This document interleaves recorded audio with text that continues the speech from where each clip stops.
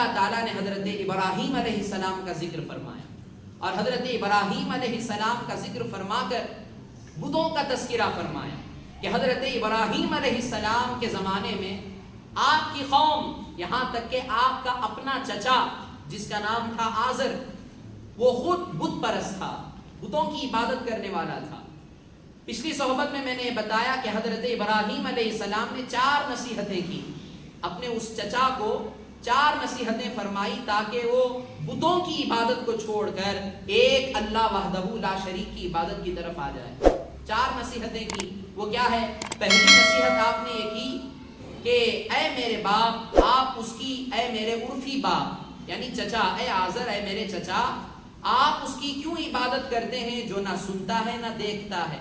بت نہ سن سکتا ہے نہ دیکھ سکتا ہے، اس کی وہ صلاحیت ہی نہیں رکھتا، اور نہ آپ کے کسی کام آ سکتا ہے۔ یعنی اتنے اچھے انداز میں آپ نے نصیحت کی، وہ نصیحت کو قبول نہیں کیا۔ پھر آپ نے دوسری نصیحت کی، اے میرے چچا، بے شک میرے پاس ایسا علم آیا جو آپ کے پاس نہیں آیا، لہذا آپ میری پیروی کیجئے، میں آپ کو سیدھا راستہ دکھاؤں، کیونکہ آپ تو نہیں جانتے کہ علم کیا ہوتا ہے، اسلام کیا ہے، توحید کیا ہے، رسالت کیا ہے، مسائل کیا ہیں، یہ آپ نہیں جانتے۔ تو لہذا جب آپ نہیں جانتے تو آپ خود جاننے کی کوشش نہ کیجئے، بلکہ آپ میری اتباع کیجئے، مجھے فالو کیجئے، میری پیروی کیجئے، تاکہ میں آپ کو صحیح طریقے سے صراط مستقیم دکھا سکوں، صراط مستقیم پر چلا سکوں۔ یہ حضرت ابراہیم نے دوسری نصیحت فرمائی۔ اسی کے ضمن میں نے یہ کہا تھا کہ آج بھی جو لوگ جس علم سے ناواقف ہیں اور جن کے پاس اس چیز کا علم ہے، تو علم والوں سے علم حاصل کر کے رہنمائی حاصل کرنی چاہیے۔ ایسا نہیں کہ آپ خود کسی علم سے بالکل ناواقف ہیں، آپ اس علم میں اپنی عقل اور اپنی سوچ اور فکر کو آپ دخل انداز کریں گے تو آپ گمراہ ہو سکتے ہیں۔ اسی لیے ابراہیم علیہ السلام نے کیا کہا؟ میرے پاس جو نالج ہے، میرے پاس جو علم ہے، وہ آپ کے پاس نہیں ہے، تو لہٰذا آپ وہ علم حاصل نہ کیجئے، بلکہ میری پیروی کیجئے، مجھے فالو کیجئے، تاکہ میں آپ کو سیدھا راستہ دکھا سکوں۔ تو معلوم کیا ہوا؟ اس کو قرآن نے بھی یہی کہا، فَاسْأَلُوا أَهْلَ الذِّكْرِ إِن كُنتُمْ لَا تَعْلَمُونَ، یعنی پوچھو علم والوں سے وہ بات جو تم نہیں جانتے۔ قرآن نے بھی یہی کہا ہے۔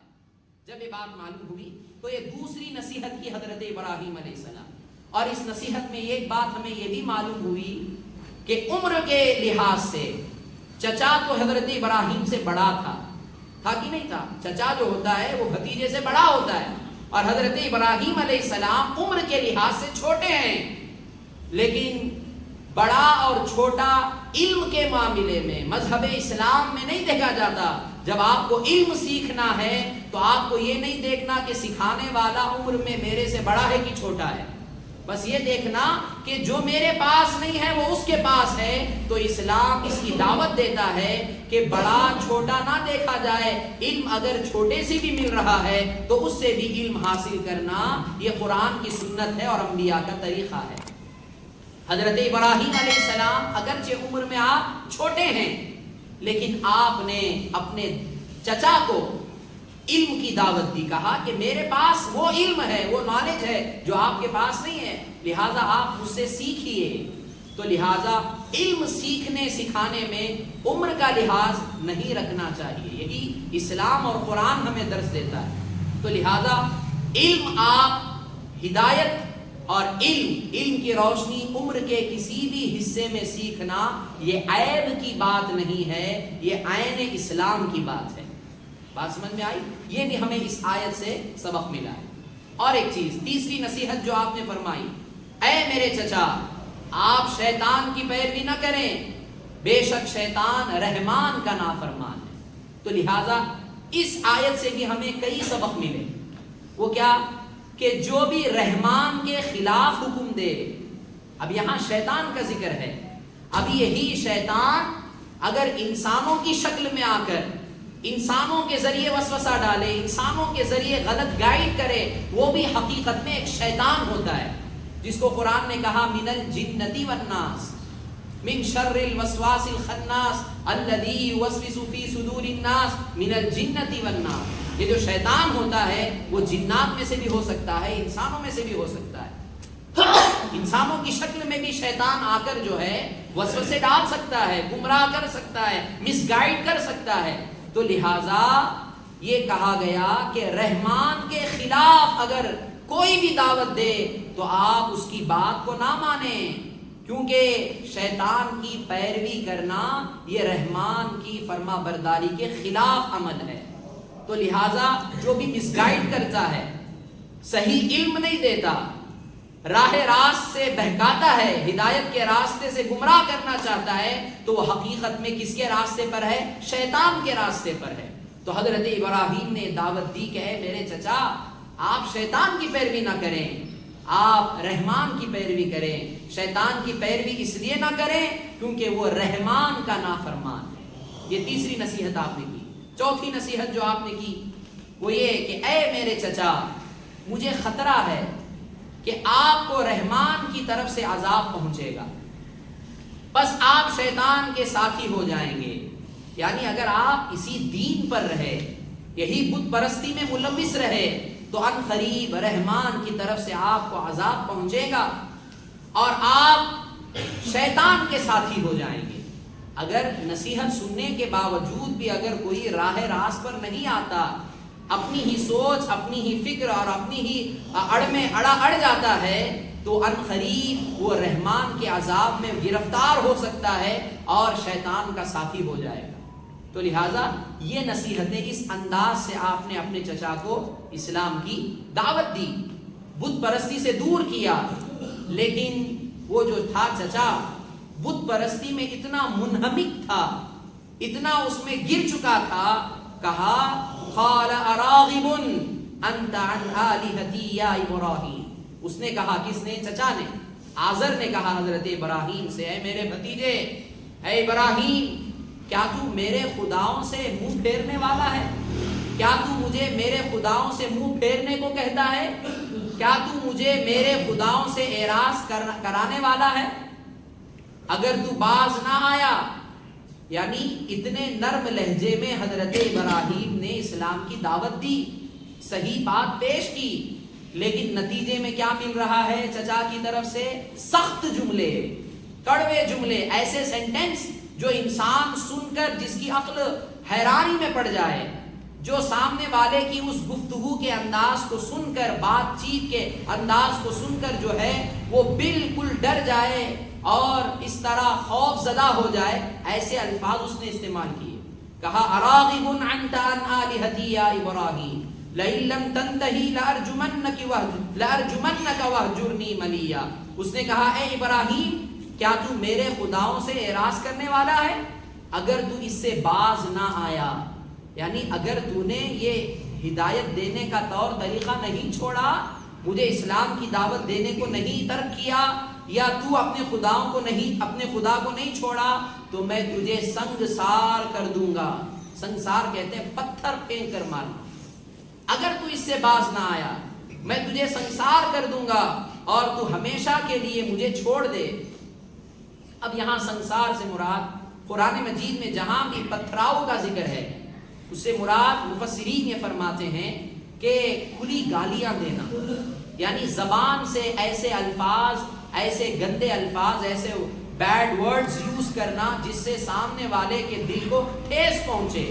اور ان کے چچا نے یہ کہا کہ اگر آپ اس دین، اس تبلیغ سے باز نہیں آئے تو میں تمہیں بیڈ ورڈز یوز کروں گا، گالیاں دوں گا اور مجھے تم ہمیشہ کے لیے چھوڑ دو.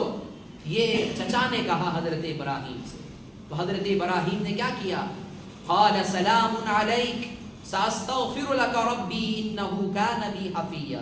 ابراہیم نے کہا، دور سے تجھے سلام، تجھے سلام، ان قریب اپنے رب سے تیرے لیے استغفار کروں گا، بے شک وہ مجھ پر بہت مہربان.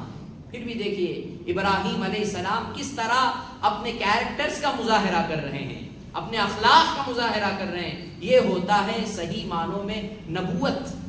ایک نبی جس کے اخلاق یہ ہوتے ہیں کہ سامنے والا اس طرح بیڈ کیریکٹر سے پیش آ رہا ہے، لیکن ایک اللہ کا نبی، ایک اللہ کا خلیل اس طرح الفاظ سننے کے باوجود بھی اپنے اخلاق کا مظاہرہ کر رہا کہ حضرت ابراہیم علیہ السلام نے کہا تجھ پر سلام ہو. اب یہاں یاد رکھیے سلام یہ جو ہے دو طریقے کا سلام ہوتا ہے۔ ایک ہے کسی کو ریسپیکٹ کے طور پر سلام کرنا، جیسے ایک مسلمان دوسرے مسلمان کو سلام کرتا ہے کہ تجھ پر سلامتی ہو، تجھ پر اللہ کی رحمت ہو، تجھ پر اللہ کا کرم ہو، اللہ تجھ پر رحم و کرم فرمائے۔ یہ ہے تعظیماً سلام کرنا، ریسپیکٹ کے اعتبار سے سلام کرنا۔ اور ایک ہوتا ہے سلام جب کسی کی آپ کو صحبت اچھی نہیں لگتی، آپ کو اس کی باتیں نہیں لگتی، کہتے ہیں کہ اسے دور سے سلام کر ڈالو، اسے ایسے ہی بھیج دو، یہ کہا جاتا ہے ہمارے عرف عام میں۔ قرآن مجید میں بھی اس کا ذکر ہے۔ قرآن مجید میں اللہ تبارک و تعالیٰ نے ارشاد فرمایا وَإِذَا سَمِعُوا اللَّغْوَ أَعْرَضُوا عَنْهُ وَقَالُوا لَنَا أَعْمَالُنَا وَلَكُمْ أَعْمَالُكُمْ سَلَامٌ عَلَيْكُمْ لَا نَبْتَغِي الْجَاهِلِينَ۔ یعنی ایمان والوں کی یہ پہچان بتائی ہے قرآن نے کہ جب وہ کوئی بیہودہ بات سنتے ہیں کسی کی طرف سے، ایمان والے بیہودہ بات سنتے ہیں، ایسی بات جو کام کی نہیں ہے، بیہودہ بات ہے، بیکار کی بات ہے، اور اس سے اعراض کرتے ہیں اور کہتے ہیں ہمارے اعمال ہمارے لیے، تمہارے اعمال تمہارے لیے ہیں، بس تمہیں سلام ہو، ہم جاہلوں سے بحث کرنا نہیں چاہتے۔ یہ ایمان والوں کی نشانی، یعنی یہ سلام یہاں تعظیماً نہیں کہا جا رہا ہے، بلکہ ان سے دوری اختیار کرنے کے لیے، یعنی تم کو دور سے سلام ہے، ہم تم سے بحث نہیں کرنا چاہتے، تم اپنے مزے میں رہو، ہم اپنے مزے میں ہیں، ہمارے اعمال ہمارے لیے ہیں، تمہارے اعمال تمہارے لیے، تمہارے اعمال کا عذاب تم خود کو، ہم اپنے رحمان کے ہم بندے ہیں، ہم اپنے مزے میں ہیں۔ یہ ایمان والوں کی پہچان قرآن نے بتائی کہ جب کوئی جاہل انسان، بدبخت انسان جب تم سے بحث کرنے لگے تو مسلمانوں اور ایمان والوں کی یہ علامت ہے کہ وہ بحث کرنے کے بجائے اسے کہتے ہیں کہ تم کو دور سے سلام، تم اپنا راستہ اختیار کرو، ہم اپنا راستہ اختیار کریں۔ یہ بات ذہن نشین رکھیے گا۔ اور اسی طرح اللہ تعالیٰ نے ایک مقام پر اور فرمایا وَعِبَادُ الرَّحْمَنِ الَّذِينَ يَمْشُونَ عَلَى الْأَرْضِ هَوْنًا وَإِذَا خَاطَبَهُمُ الْجَاهِلُونَ قَالُوا سَلَامًا۔ رحمان کے بندوں کی یہ نشانی ہے کہ وہ زمین پر نرمی اور عاجزی کے ساتھ چلتے ہیں، اور جب جاہل ان سے بحث کرتے ہیں، الٹریٹ جو انسان ہوتا ہے جسے کچھ بھی نہیں پتا ہوتا، اگنورنس جو اس کی صفت بن چکی ہوتی ہے، اس کا ایک کیریکٹر ہو چکا ہوتا ہے کہ جہالت، یعنی وہ علم کی روشنی میں آنا ہی نہیں چاہتا، علمی لٹریچر سننے کو پسند ہی نہیں کرتا، ایسا انسان جو جاہل جہالت میں بالکل پڑ چکا ہے، ایسوں سے ایمان والے رحمان کے بندے کہتے ہیں جب ان سے بات چیت ہوتی ہے، بحث کرتے ہیں تو کہتے ہیں بس تمہیں سلام ہو، یعنی تم دوری اختیار کرو۔ یہ ایک طریقے کا سلام ہے، یہ تعظیماً سلام نہیں، ورنہ ریسپیکٹ کے طور پر کسی غیر مسلم کو سلام کرنا اسلام میں حرام ہے۔ شریعت نے حرام قرار دیا ہے کہ کسی غیر مسلم کو، کسی ایسے انسان کو جو اللہ وحدہ لا شریک کو معبود نہیں مانتا، جو کافر ہے، مشرک ہے، ایسے کو تعظیماً سلام کرنا، ریسپیکٹ کے طور پر سلام کرنا، یہ شریعت میں حرام ہے۔ ہاں اگر کبھی ان سے بحث ہو جائے، کبھی تکرار ہو جائے تو کہنا اچھے الفاظ میں دور سے تمہیں سلام، تم اپنے راستے پر، میں اپنے راستے پر، یعنی جھگڑا کرنے کا بھی قرآن حکم نہیں دے رہا ہے۔ تو لہٰذا یہاں حضرت ابراہیم علیہ السلام نے جو اپنے چچا کو کہا کہ تم پر سلام ہو، یعنی تم اپنے عقیدے سے پیچھے نہیں ہٹ رہے ہو، بتوں کی پرستش سے تم اپنے آپ کو دور نہیں کر رہے ہو، لہذا تم مجھے کہتے ہو کہ میں تم سے دور ہو جاؤں، ورنہ تم مجھے سنسار کرو گے، تو اے چچا تم پر سلام ہو۔ یعنی یہ سلام تعظیماً نہیں تھا، بلکہ یہ سلام ان کے چچا سے دور رہنے کے لیے تھا۔